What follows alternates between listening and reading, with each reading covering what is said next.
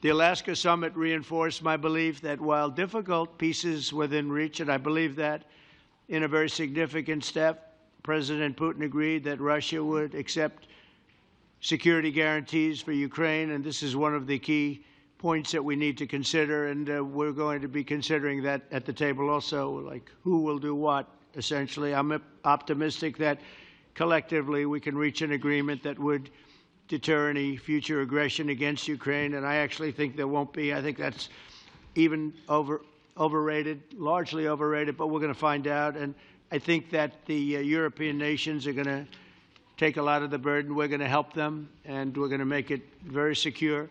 We also need to discuss the possible exchanges of territory, taking into consideration the current line of contact. That means the war zone, the war lines that are pretty obvious, very sad, actually, to look at them. And negotiating positions. President Putin, also, you have President of Ukraine, who is, you just met a little while ago, and we're going to try and get a three-party meeting, maybe as soon as we can. And I have a feeling you and President Putin are going to work something out. Ultimately, this is a decision that can only be made by President Zelensky and by the people of Ukraine working also together in agreement with President Putin. And I just think that's very good things are going to come of it. So I hope we have a good meeting. And if we can have a good meeting, I'll set up a meeting with President Putin.